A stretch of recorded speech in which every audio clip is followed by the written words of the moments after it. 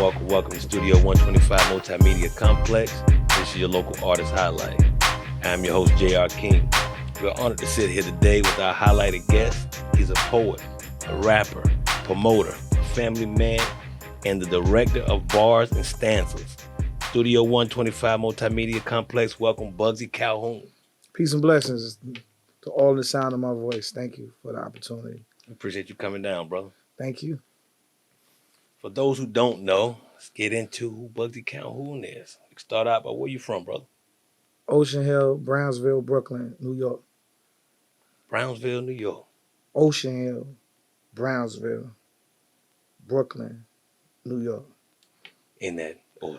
It has to be. In that order. I am from a certain area which is called Ocean Hill. If you cross a certain level of blocks, then you in Brownsville. Okay. So, like, all of that is very much encompassing of two different neighborhoods that's kind of blended in the area. Like, if you don't know the demographics of where you at, I kind of learn from where you certain streets. Okay. And people from New York know if you on the hill, you on the hill. If you in the Ville, you're in the Ville. Like, buildings look different. Right. Yeah, so that's where I'm from. Okay. Growing up in New York and coming down, how long have you been down here? 20 years. Been out for 20 years? Since 2002. I came the year after the towers fell. The summer after the towers fell. Okay, let's get into what it's like growing up in New York for the ones who hasn't been up there. What was it like for you growing up in Brownsville? I have family in Brooklyn, and it's over there by Knickerbocker, it's Linden Park. Yeah, East New York. And they had one rule when I was up there: don't go to Brownsville. So, what was it like growing up in Brownsville? It was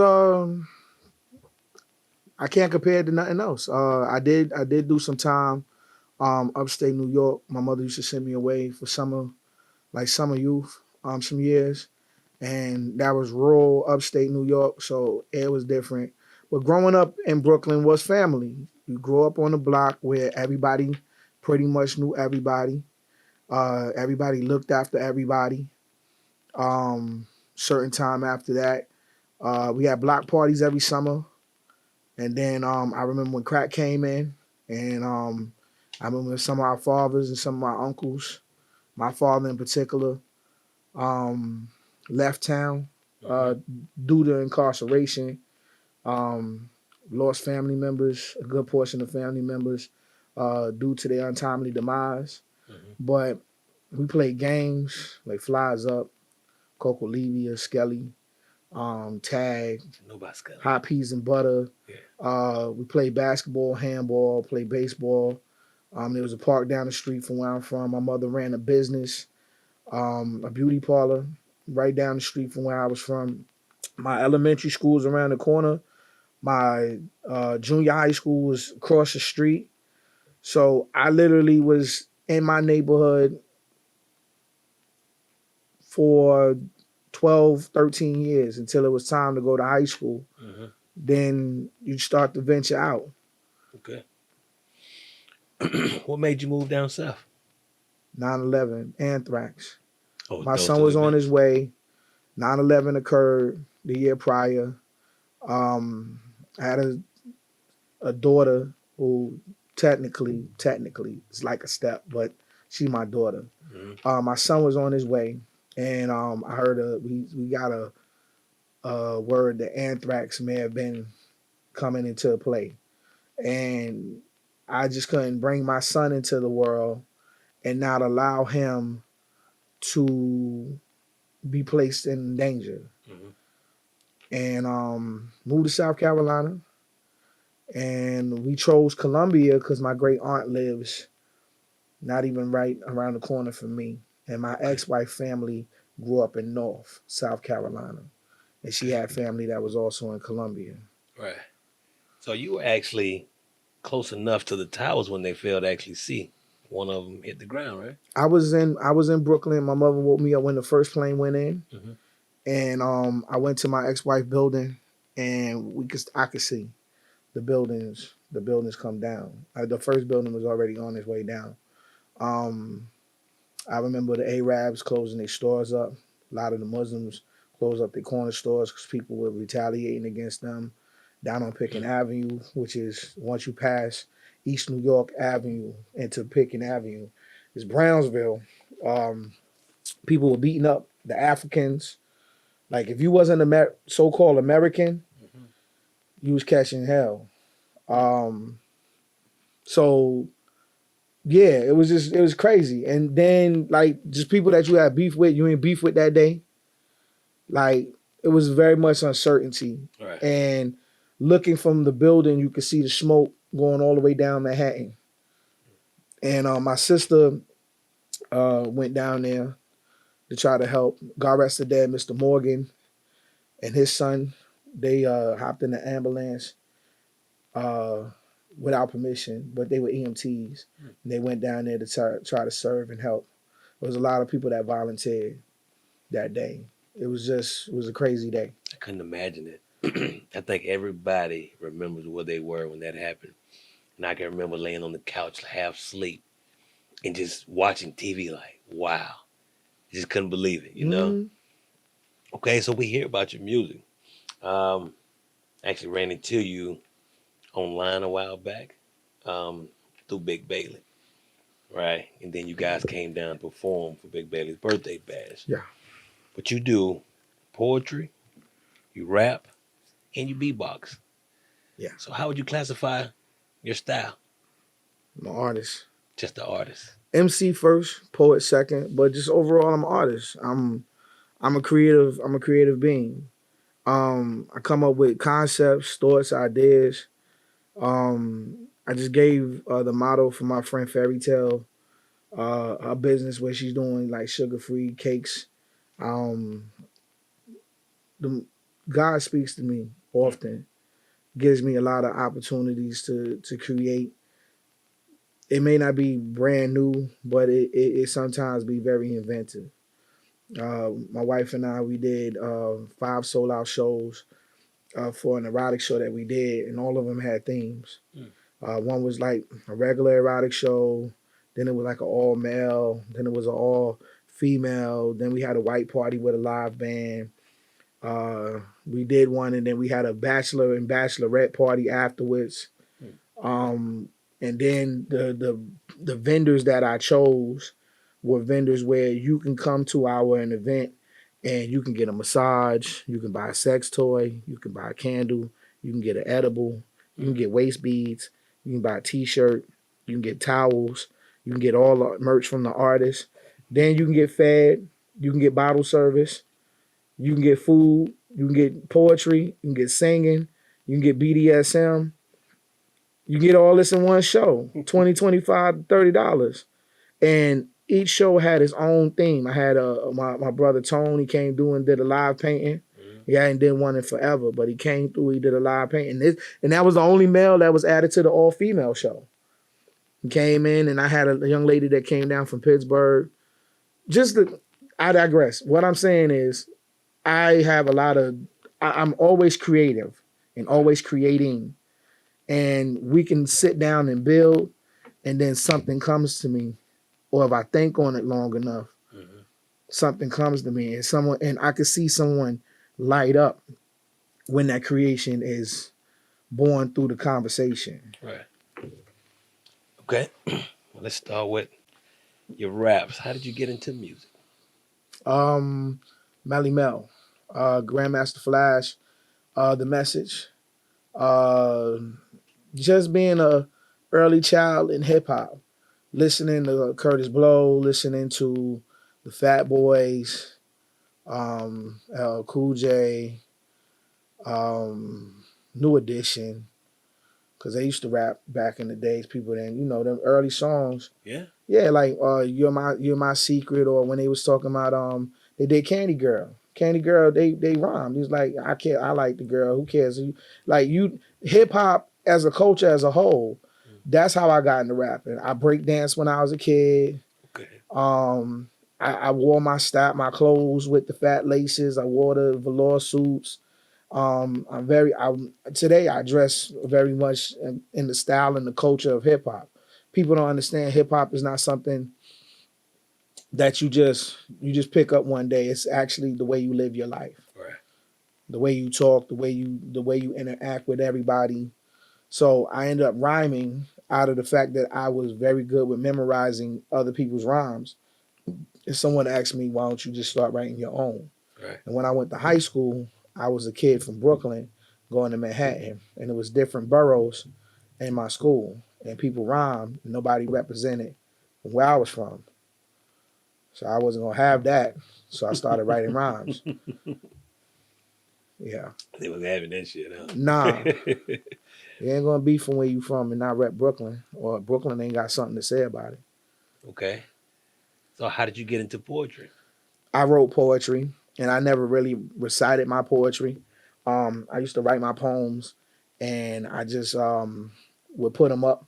And my next door neighbor, Mr. Edwin Drew, who I consider to be my poetic father, my mother told me that he was a poet as well, and he was very much connected with Amir Baraka. He was very much connected with the last poets.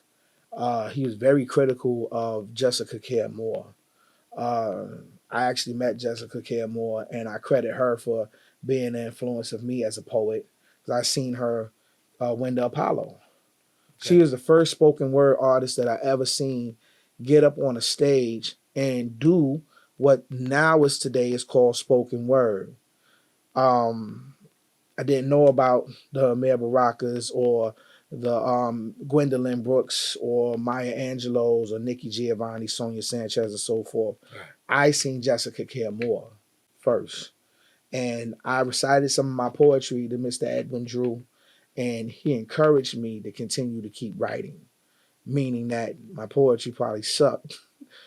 And then I seen him many years later as a poet who was seasoned and grown from the poetry culture here in South Carolina, and being in slams and being part of a poetry troupe and really honing my skill as a poet. I came back and I recited some poetry for him, and he told me I arrived. And ain't nobody could tell me anything else now. That's right. Let's speak about some of your projects. Do you have any upcoming projects? I'm currently in the beginning stages of working on the Notorious Bugs.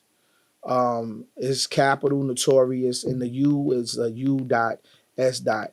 The reason why it's U dot S dot at the end of Notorious Bugs is for Unusual Suspects. It was a poetry troupe that I started with some members in Colombia. I'm listening to beats right now, and I'm starting to work on some of the songs conceptually for my next project. And I'm trying to make this one of the best. I'm always trying to make it the best, but at the end of the day, this is my seventh project, and the number seven means so much to me. I was born on the seventh, and seven means God. Okay. And as we spoke before, my projects, I feel, is the things that's going to speak for me when I'm no longer here. That's right. So when we can't have these conversations, we put something on and probably get some jewels off of what I'm saying. That's right. So that's what I'm working on. And then like mindset wise, I'm working on a bunch of different shows.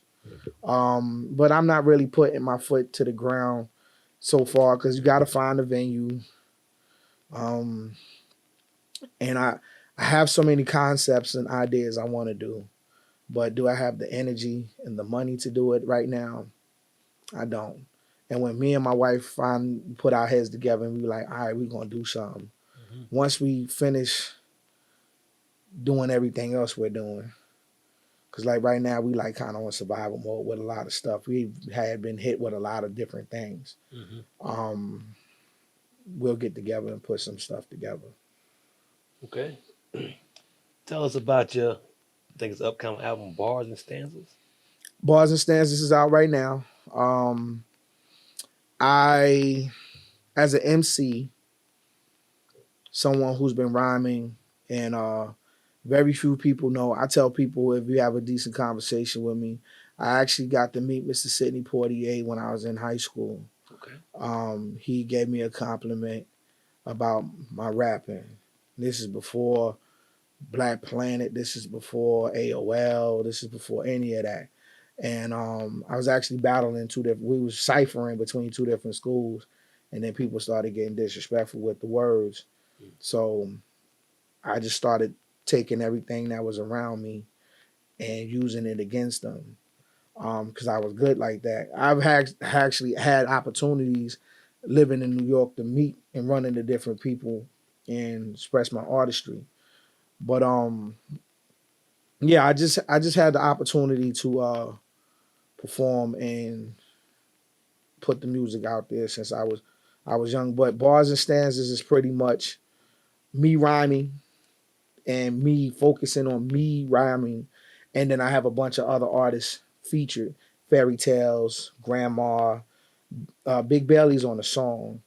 But I have people that feature with me rapping, and then I got other poets that's featuring with me doing poetry. So in between all the rap songs, there are poems. So bars and stanzas. That's dope, man. Yeah, and Really and my wife is at the end. I put her poem at the end because she actually has a poem where she encourages me, that she does a poem for me. I have my niece Hanavis. I have my nephew D Rebel. Like I said, I got Fairy Tales on there. I got Conker Jones on there, who actually did a poem called Bars and Stanzas. And when I do my first video, his poem is going to open up the first song that we're shooting a video for, called Big Three. It was actually supposed to be chess move references because I got inspired by the Queen's Gambit movie, but it just turned out to be what it is. A lot of times I can go into a album or a CD or a project and be like, this is going to be called this. But once we get into it, somebody says something in there that changes the narrative of what the song is going to be. Mm-hmm. That's why I love collaborating with different artists. Right. That's dope, man. For you guys out there, make sure you go check it out. Show your support. It's a dope album. This is what I say. And I just realized this, and definitely watching from Scarface. Scarface was talking about this. My project is on DistroKid. Okay. It's out and it's available. I haven't seen no money from none of that. The stuff that I've. Winter put a project out too. My wife Karen, she put a project out, and I can. She ain't ever tell me. I know people bought it. I know people probably went online and bought it. Mm-hmm. I'm doing a CD release hopefully in October. That's the goal. I'm a get my CDs, about 100 CDs, and I'm gonna do a CD release party. Get some of the artists, and then you'll see performances. There'll be other music from other projects that I've done, and it'll be $20. You'll get your CD for the first 10. The other 10 goes to food and drink. So I'm gonna make Poetry Punch. I'm gonna make Thug Moses. Yeah, Thug Moses. Thug Moses and Pretty Poetry Punch. Poetry. That's gonna be the drink, and then we're gonna just do some food. And y'all can eat, y'all can drink, and then y'all see some performances, and we'll vibe out and chill and listen to music. Right. So sometime in October, that's what I'm doing. And if anybody want to support, they can support by buying the Bugsy shirts or buying merch directly from me. The fact that I put it on DistroKid was just a means for me to get the stuff out there. Okay. Because I hate giving away my stuff for free. Like, I put a lot into it. But at this point in time, I'd rather you hear it, and then when you see me, if you want to hit me directly, then cool beans. Okay, so you actually got 5 albums on Bandcamp, right? 5 on Bandcamp and then 1 on DistroKid. And I'm eventually put that 6th one on Bandcamp. Now, Bandcamp pay you. Right. You do something on Bandcamp, they pay that 10, cha-ching, okay. Your PayPal gets you right there. Like some streaming services, Pat Poose got one that he talks about where you pretty much pay to get in. And then once you pay that entry fee, all the proceeds from that comes back to you. Right. So I might even look into upload, and they give you on all the platforms as DistroKid does. Right. But it's crazy, like the way the streaming business is, music business as a whole. And I guess I've been blessed and cursed in 2 ways, because I always wanted to be a signed artist. MOP got signed, Smooth and Trigger got signed. Dragon got signed. My cousin Queen Pen got signed. People around me I know got signed. All them people I know, I grew up with them, or I grew up around them. And yeah, they sign artists, But that money they give you is a loan, and if you don't recoup it, Right. it's a business, it's a bank. To be independent is great, but on the flip side of that, people look at you different when you're an independent artist. You know what I'm saying? Like the promotion ain't the same when you're an independent artist. I'm not in Walmart Right. or the whatever record stores they got out, or you ain't gonna see me on the billboard as an independent artist. Okay. You know what I'm saying? So the grind is different, Right. but all the returns usually come back to me. I really didn't even want to put my project on DistroKid, but at the end of the day, I wanted it to be heard, and I own everything. Like Bars and Stanzas is really like my baby, my first one, because a lot of stuff I did mixtape style. Right. I was on I did a joint over Bahamadia joint, Three the Hard Way. I can't never put that out because she owns the rights to the music. I didn't clear the sample. Okay. So it's almost like a mixtape. So, but I did it as an ode to her. I did Clones Over as an ode to the Roots, because that's like one of my favorite songs from the Roots. But I don't own that. I have a poem that I'm doing with Tank, When We, and it's called All Fixation 2. Okay. And it's a perfect blend of me and Tank. I have something with me and Sade. It's a perfect. It's She Cries from the Heavens Above. It's talking about three women who died from one survived and two died from domestic violence. Okay. But I don't own some of those things, so I just put the music out so I can put it out. All right. And through Bandcamp, they give you the opportunity to get some of that back. But if I ever blew, I would get the paperwork straight. If you whatever I owe you for whatever it is, but a lot of times it's hard to clear samples and it's very expensive. Right.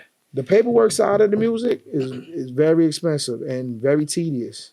I just saw a story. I was listening to Puff Daddy, and after Biggie passed, they made that song, "I'll Be Missing You," Yeah. and they didn't clear the sample from one of those Sting. groups. Sting. Got a 100% of everything that song. Yeah, Sting and the Police. Yeah, and Source Money wrote those rhymes.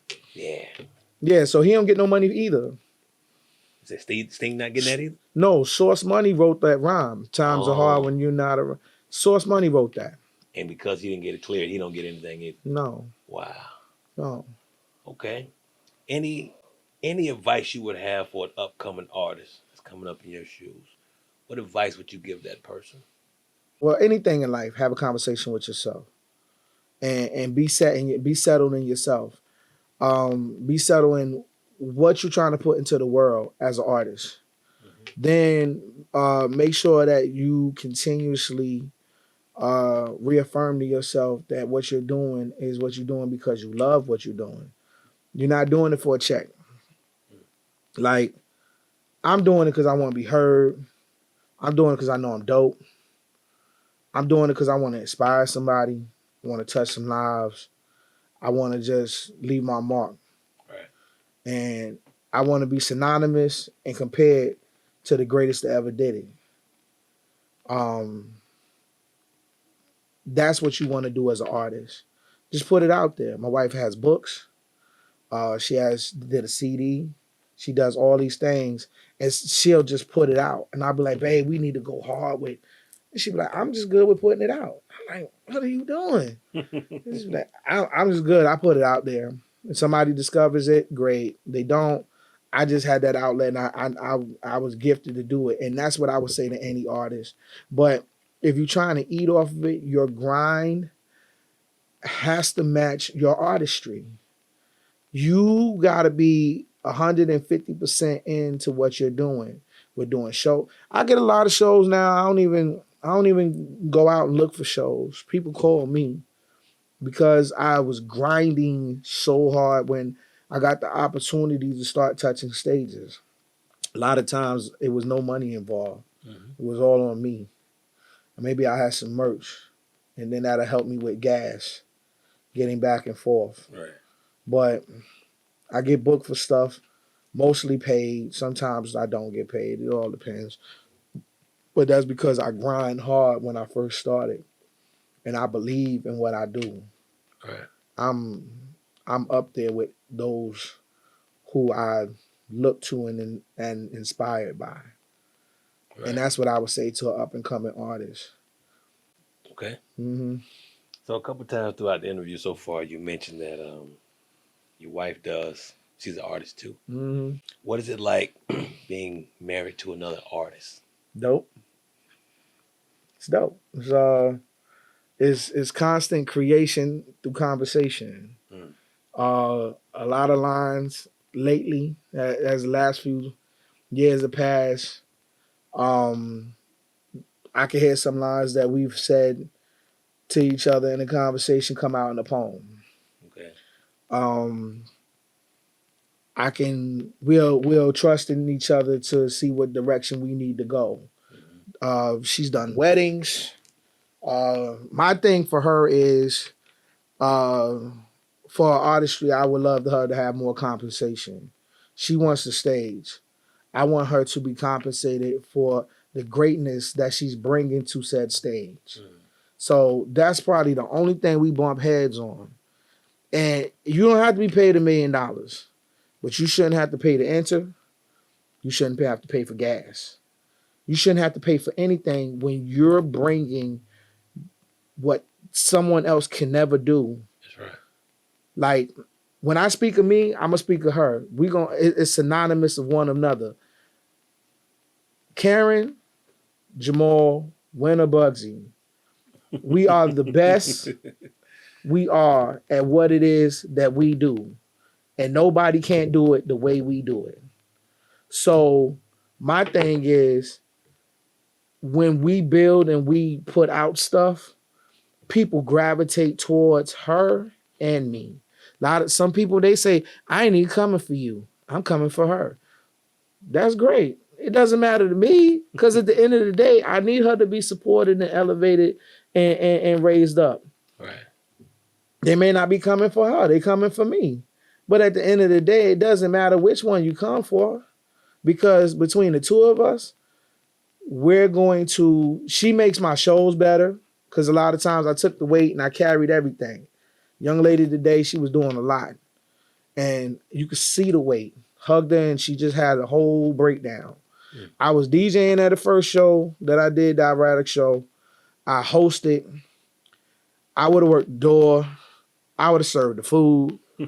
I would have did it all. Because over the years, I have done those things. But her being an artist as well, and her coming out of the church, and her taking from one arena going into another, because they're all the same thing. We're dealing with people. Right. She's helped me be a better promoter, a better event planner, and the shows comes off better. Then I start letting her host, and she was almost like apprehensive of doing it at first, and I was like, "Nah, you good," because she has the energy. Right.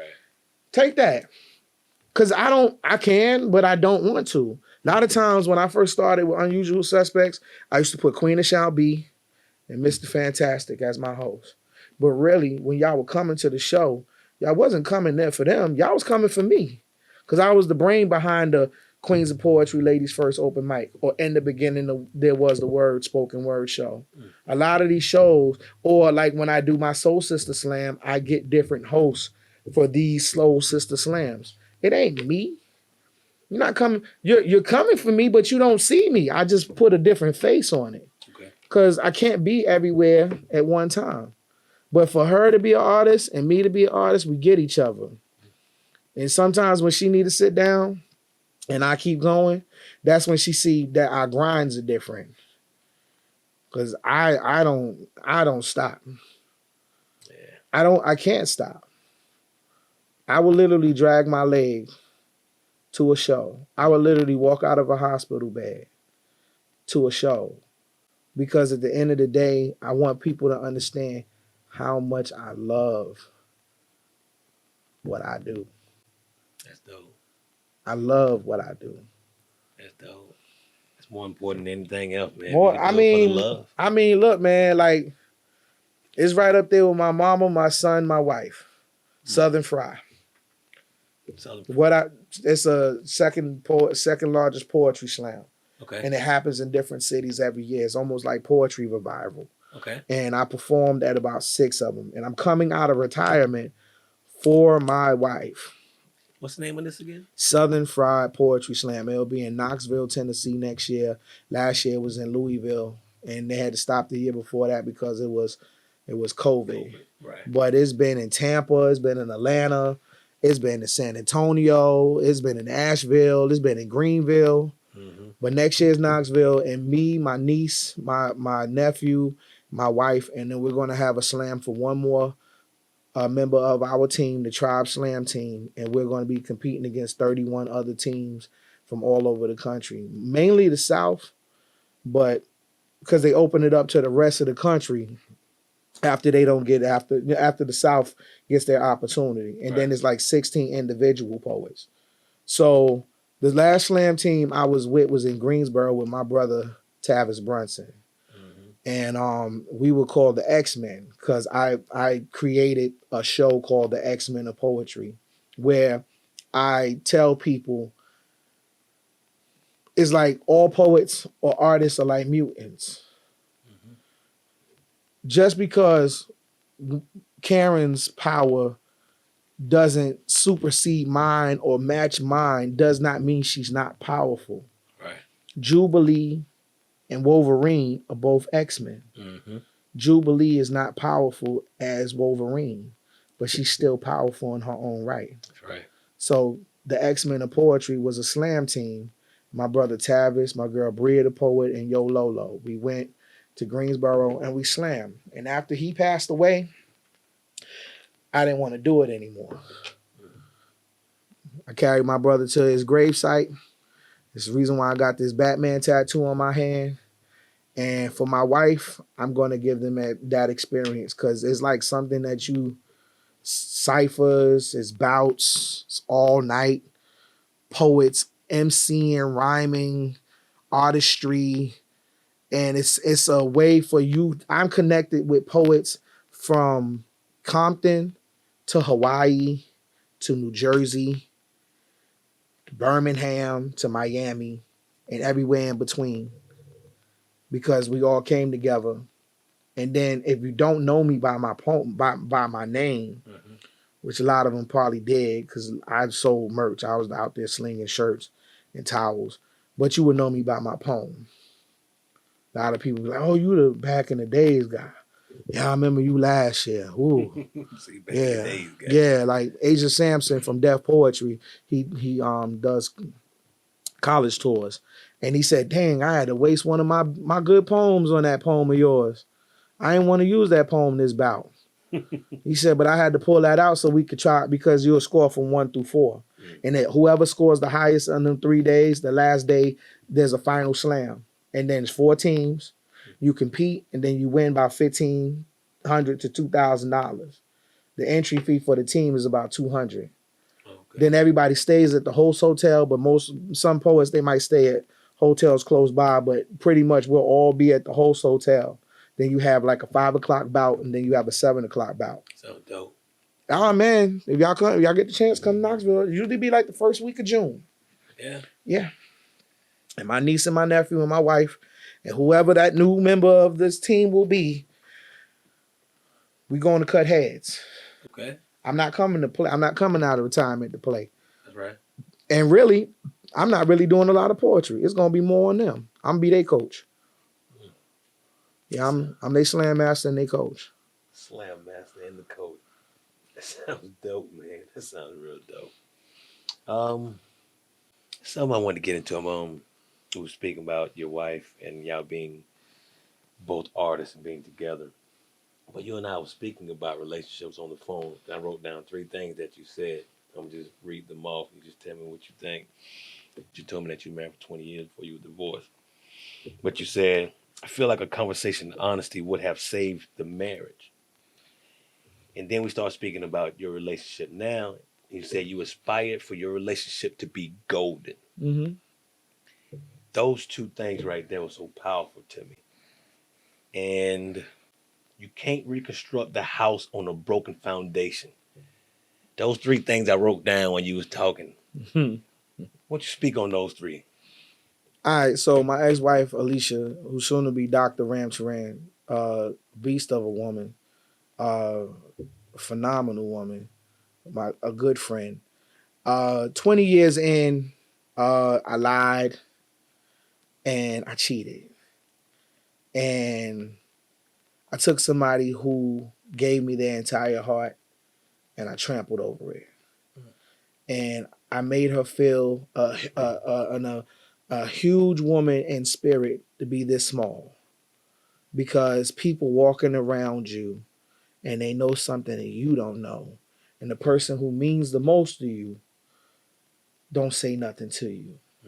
When you're asking them, please be honest with me. And I was a coward. And I didn't tell her the truth. So that's why my relationship ended. She was tired and she had to save herself. And when it came to it coming to an end, I did not put up a fight. I did not, please, baby, baby, please. I ain't put a song on, stand outside in the rain with the boombox. I just let her save herself. And I understood because I wasn't shit. And I used to hold my father accountable so much when I was a kid. And I'm like, you know worse than Leon Washington, dude. Like, let that lady go and do what she need to do. But on the same side, be there to support her, take care of the child that you made and the child that you raised, as my mother instructed. Me and that woman, we have nothing but a mutual respect and love for each other. We're family. We're family. And we've since talked about a lot of things. So, aspiring to be golden. When I met Karen, I met her, like I said, online. I seen her performing in Charlotte. And I said, wow, who is that? And then I seen it said she was in Colombia. And I said, well, how's she in Colombia? And I meet her. And then when I look back at it, she was on the Unusual Suspects page reaching out to come to poetry. And I did not see it. And I am the person who curates I run like 12 pages online. And I missed it. But there's a blessing in that. Because if we had met then, we'd have probably just end up knocking some boots. Be honest with you. And she'd have just been a footnote. Like one of the lines I said, I ran through them like the 100-yard dash. We had just got what we got out of it and went our separate ways. We was meant to come into each other's lives when we was. And when we initially came into it, it was just hook up. Let's state where we at. I let her know from the jump where I was separated. Me and my sister was living together. She came to visit me. We did the hookup thing. Two grown folks doing what they do. And we kept it a buck from the beginning. And as time progressed, like I said, we're not this. We're very much like this. Okay. Because conversation keeps us like this. And she has an adverse way of thinking from me. The reason why I say golden is like when the sun sets and the sky is calm and everything's all right. That's what I mean. I mean, like when we are where we supposed to be and we have conversations and we have very much a good understanding and everything's clear and everything's on the table and there's no surprises coming from nowhere. And I can breathe easy and know that the person who got my back and I got theirs, and they no matter what's going on, nobody can't come out of nowhere. I refuse to live these however many years I have left. And I hate that I had to sacrifice a queen for another queen. But I refuse. I refuse to do that to her. And this woman has sacrificed a lot for me. She was not a person who was looking to be married. She was a person who was very much set in her own way to go where she was going to go. And our future still has a variable in front of it. But however that variable comes about, it will be golden. Because we'll stand on a foundation of honesty, loyalty, respect, and trust. Now, what was the third one? You can't restruct the house on a broken I foundation. can't go back. I couldn't go back to my Karen encouraged me a lot of times. You and Alicia could work it out. We'll be finished talking and my tale. I've been so immersed in a woman who's been so much a part of me since my mother, then it was Alicia. There's other girlfriends, but really it was my mother, then it was Alicia. And I would say her name and speak her up in the most awkward places. And if it was in reverse, I understand seeing things from her perspective, how much she had to endure with that and look past that to see, okay, this is a good guy, but this is still her in him. It's still a lot. And even more so now, I be mindful. And I don't have to be so much more mindful now because she knows when I'm referring to her, I can refer to her and don't even say her name but she's understanding because she know I lived so much in my life with that one person.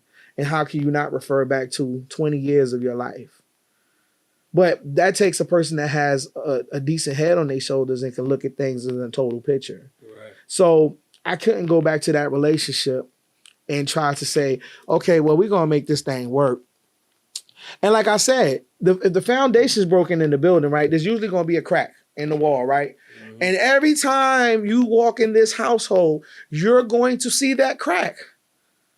And even though it feels all right when you're walking and everything kind of big, but that crack is there. And that crack reminds you that things ain't all right and things was messed up. And in the back of your mind, it's like, why are we here? We here because we don't have nothing else. We don't have no other options, no other choice. Am I not going to be good enough for nobody else? So why do that? Now we're in a place where the whole building is destroyed and there's a new foundation. And my relationship with my ex-wife is very much of, let's do what we need to do to take care of our kids. The one we made, the one we raised. And then when it comes to me and Karen, I have 3 children that came along with her. And then I have a whole bunch of other children that I've brought into my life and I take care of. My Lady, my Brooklyn, my Tyrese, my Amari. These are children that I had nothing to do with and they just came out of the world and just became ours. I'd like to point out something for you though. Mm-hmm. You probably the only New York person I know that say churn. No, my mother, me and my mother is a story. My mother said, I used to get on her about that, but she said, Jamal, I know how to say children. Yeah. My mother's born in Harlem Hospital, but my grandfather's from Lake City, South Carolina. Right. So, and my great grandmother, who was alive until I was 12, is a Southern Indian woman, Cherokee Mohawk. So I have my great aunts, Dottie and Jessie, who lived in Harlem. They're from Lake City, South Carolina. And I have a lot of Southern, and I've been here. Yeah. So yeah, I mean, I say children as well, but yeah, they churn. Churn. Yeah, you only get that deep in this. Yeah, churn. Hey, Bo. Yeah. You learn stuff down here on. You got dreads like Tyrone on. Yeah. I ain't never heard that till I got down here a Skeeter. Skeeter? Yeah, they took the mo off the Skeeter. Yeah, man. You got bit by a Skeeter, Bo. I got what the who? You got bit by, because you're juicy, Jay. You're juicy. Yeah, them skeeters and them gators. You go down there and watch out for them gators, man. You get bit by a mosquito and you got a speed bump on your arm. That's right. They gave you COVID before COVID came out. Yeah, man. That's I was listening to your story about it, man. It's so mature how you're able to look at it. And most people would never be able to look at a situation like that. I don't know if it's ego or whatever would get in the way, but to have growth and for you to look at that situation and take nothing but positive and to look at that person as you do and to take what you learned from there and take it to your new relationship, man, it's beautiful. Here's the thing. Besides wife, ex-wife, or whatever, I'm a father. True. Like, I love everybody, but I love my son first. Like, I made him. I called him into play. My brother was murdered. I told my mother if I ever have a child, his name would be Anthony. My son was born. He looks nothing. He looks like his mother and I, but he don't. He looks like Anthony. He looks like my father. He looks like my Aunt Pam. Okay. My genetics came through. Her genetics came through and played a part. But if you look at my son, he looks like my brother. And I named him so. It's to teach him better. See, the thing is, we're not teaching. As me and Karen had this conversation real quick, and I'll be brief. Is I was like school situations. I'll be like teach life skills in high school or schools. Period. Right. A lot of that need to be taught at home. They do. However, So we need to start at. However, a lot of us don't have homes where people teach us these things. Balance checks books or iron. So all these things I learned. Some things I didn't because my mother was working most of the time and my father was incarcerated. And there wasn't other males that'd be like, hey, yo, let me pull you to the side. Let me show you what to do.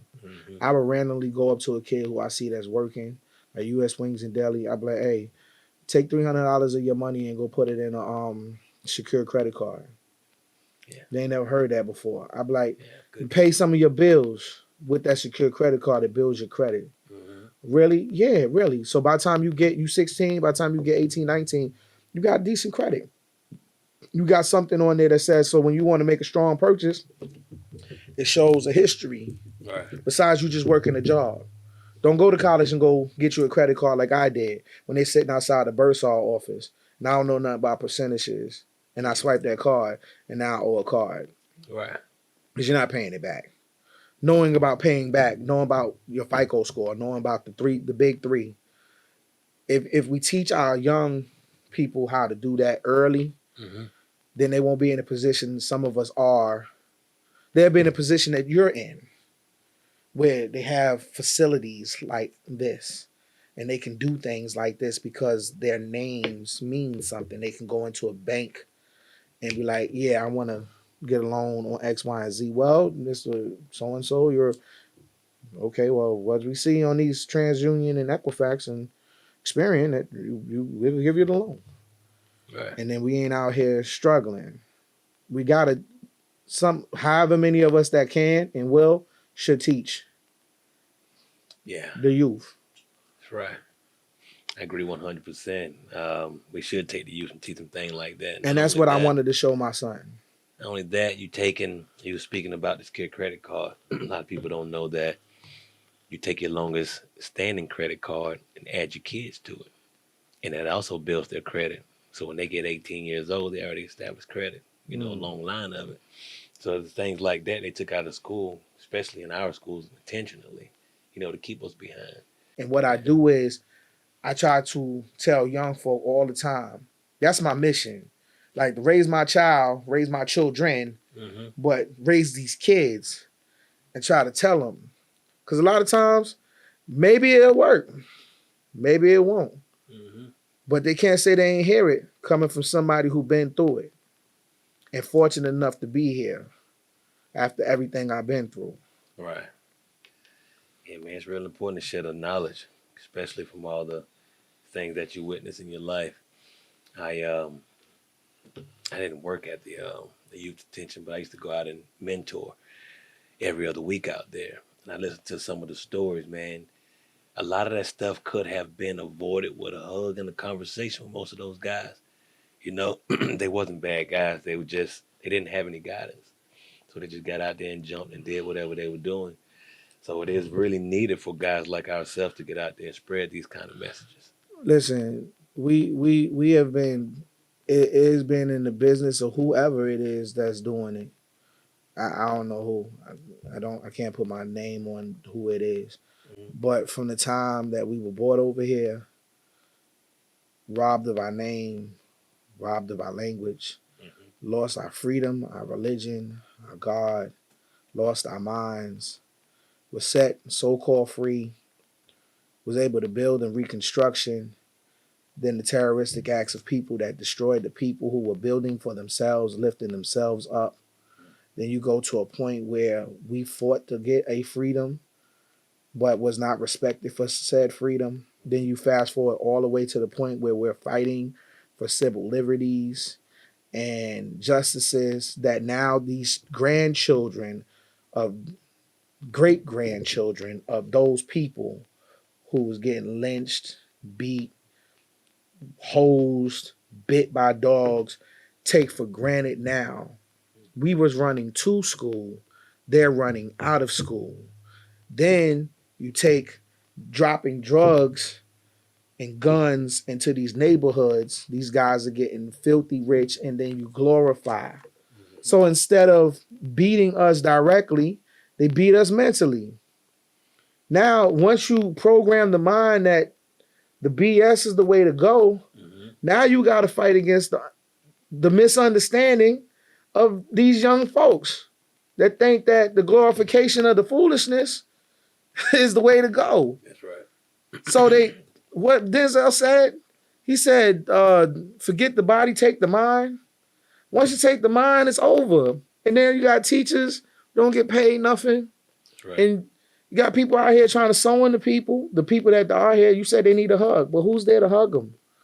When a lot of our fathers or our mothers are gone. And they got football numbers from the drug era. That's right. Mandatory sentences for drugs. And they're gone 20, 30 years. For drugs. And who's hugging the children? The grandma, she tired. Mm-hmm. She's still working. Who's raising the children? The children. Mm-hmm. Who's guiding them and giving them guidance? Then you take the point of where there's nothing to offset the stuff that we learned when we were younger. You had stuff on TV that had adverse thinking of foolishness, Right. Stuff on radio. I speak this every day, and it has to be understood. The reason why a lot of our children are the way they are, they're lost, because there's nothing to guide them to something better. I lost my dad at 14. I had more people die by the time I was 14 than most people lose in their entire life. I made a choice to do something better because it was my choice, but it also was my influences. It was seeing my mother get up and go to work every day. It was seeing people in my neighborhood get up and go to work every day. It was seeing that going to jail don't do nothing but take you away from helping out at home. Mm-hmm. And that is my mission in life, whether it's through the music or me sitting here trying to tell somebody something. I need them to understand that the way things are going, it's not working. We just got to figure out a way how to turn it back around. Right. And it's sad. It breaks my heart when I see kids and their mission is to just throw their life away and step all over their purpose. They don't even know they're kings and queens. They don't. They think they're niggas. It's hard to see out your environment sometimes. It's horrible. And it doesn't matter if you're from New York or you from Orangeburg. That's right. It doesn't matter where you from. The systemic poisoning of our children's minds. That's why I love my daughter who paints, who's an artist. My son who practices karate and wants to be a child at 11 years old. People who have goofy natures and still aspire to be poets and want to make something of themselves because they're raised in love. Right. And they got nurtured. They got them hugs.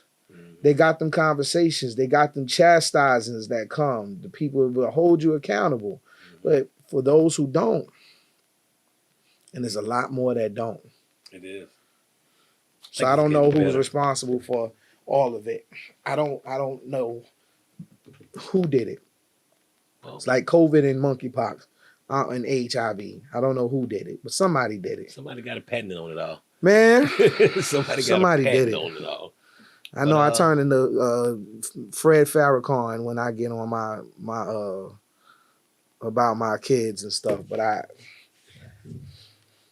somebody has to be passionate about it. I mean, my hands is tied. I can't do nothing. I can only do what I can. And hopefully when it's all said and done, maybe I make some differences before I roll out of here. Pac said before he died, through his words and his music and stuff, he know that he wouldn't be able to change the world. He just looking to be the spark. That's right. Yeah. Just to be the spark, man. Yeah, it's sad what happened to Tupac. Yeah. I think it had to happen that way. I mean, it as the saying goes, it is what it is. It is what it is. It's so many amazing, talented artists that are no longer here, and something could have been done to change the narrative of the outcome. But I said it when we was at the fair earlier today. God is like it's a master when it comes to chess. And he's moving these pieces in and out. And he'll take a piece off the board and it'll never come back. Right. You'll never be able to reclaim. Like I lost my queen at 24. I lost my king at 14. So whatever piece I was, bishop, the castle, or the knight, or whatever I became, I had to become king. Right. At the age I was. And I didn't know how to treat that queen. And then I sacrificed my queen and God blessed me with another one. And I'm just grateful that I'm able to see it in that way. It's a dope way to look at it, man. It's really dope. The most important thing is you learn how to play the game. Yeah. Now, I don't even play chess, but I respect the game of chess. It's a thinking game. Yeah. My wife had my almost year out of work. We were so busy, my wife didn't get the chance to teach me. But one day I'll learn, and then I'll get to whoop her one time, maybe twice, because she's competitive. She ain't going to want to take that L. Man, I want to thank you for coming. It's been a dope conversation, man. Thank you. A very brilliant brother, man. A very, very brilliant mind in your head. And you're blessing the world with your words. But I think that what you were talking about with these kids is your true calling. I see the passion behind your eyes when you talk about it, man. The love you have for it is going to change a lot. For that, I take my hat off to you, brother. One thing I like to do, I like to just get it out there, because somebody going to see this one day and they be like, yeah, what we doing isn't, what you're doing is important. This is important. I seen what y'all did with my brother Washington. I ain't gonna mess his first name up. He's a comedian. It's Cedric. There you go. Cedric. Yeah, what you said.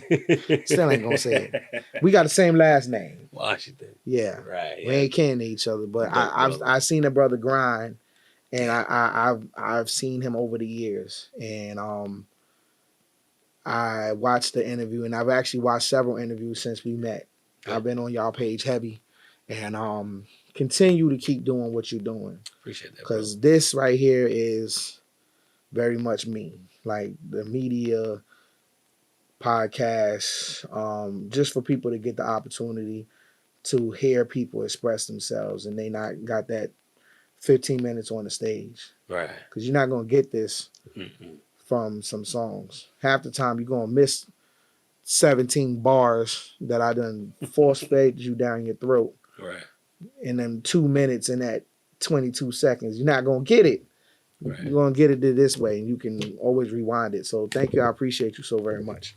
Hey, man. I appreciate you for coming again. We'll wrap this thing up. Again, this has been another episode of the Local Artist Highlight. I'm your host, J.R. King. Again, we have Bugsy Calhoun. Peace.